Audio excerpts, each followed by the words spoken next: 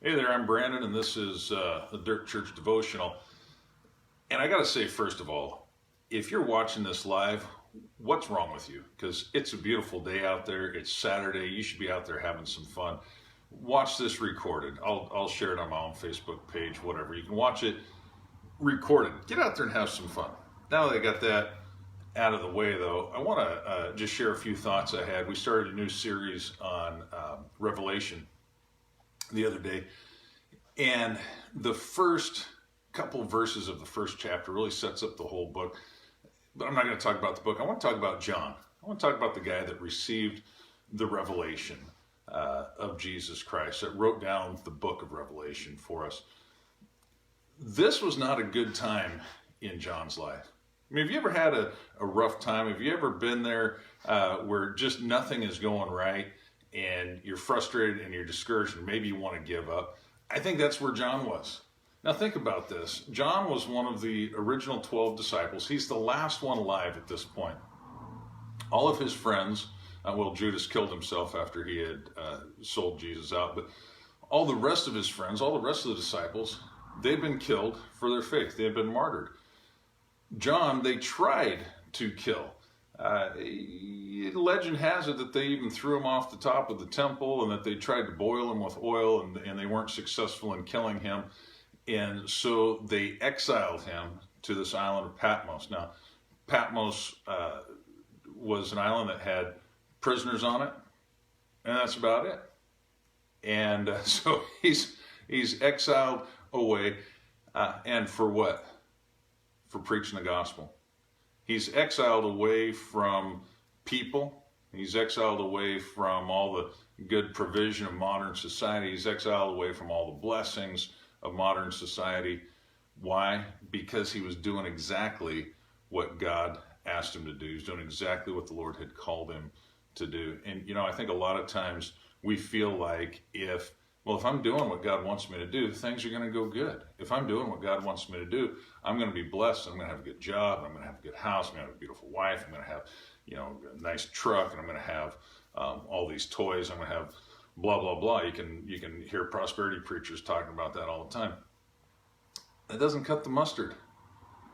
See, John was doing exactly what God had called him to do, and yet it nearly cost him his life, and now it cost him an exile from society.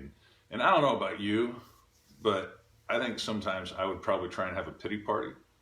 I think a lot of us would have the woe is me mentality, cross our arms and stomp our feet and say, what has this gotten me, Lord? But notice what John did. He says, on the Lord's day, I was in the Spirit worshiping. John's perspective was different than many people's. First of all, some of us might feel like we're being exiled from society, we're being exiled from friends, we're being exiled from stuff. I think John's perspective was that he was being exiled to God. Man, all of a sudden there's no distractions. I don't have to worry about going to work tomorrow. I don't have to worry about, fixing the chariot. I don't have to worry about finding food, this, that, or the other. I don't have to worry about punching a clock because now I've been exiled to God. God has brought me away separately. And so John was in that place. He says, you know what? I got nothing else I can do. I'm going to worship. And he began to worship God. And he says, I was in the Spirit. He was deep in worship, loving on God, honoring God, thanking God for his very life that he, as well as many others, probably could have been complaining about. The second thing that I want you to notice is while he was doing that, while he was in the midst of that, that's when the Lord showed up.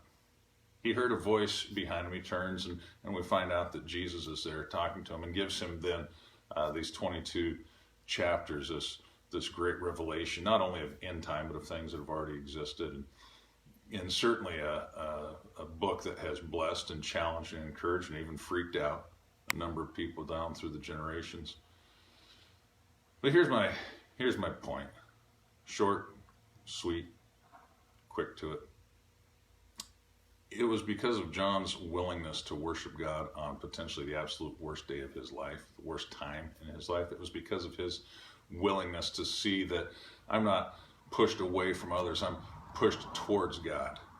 It was because he was willing to say, Lord, whatever's going on here, I'm here for you.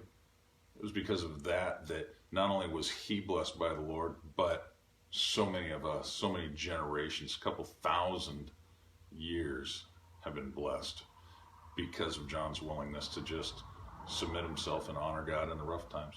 So my question for myself and for you is this: what are you doing on the worst days of your life? What are you doing in the hard times? What are you doing when nothing seems to be going right and you want to stomp your feet and you want to cross your arms and say, Lord, I'm serving you and I'm getting absolutely nothing out of it? Are you having a pity party? Or are you going to say, Lord, here I am. Receive my worship. Receive my praise. Lord, here I am. I don't get it. I don't understand it. I don't even like it, but I want to honor you.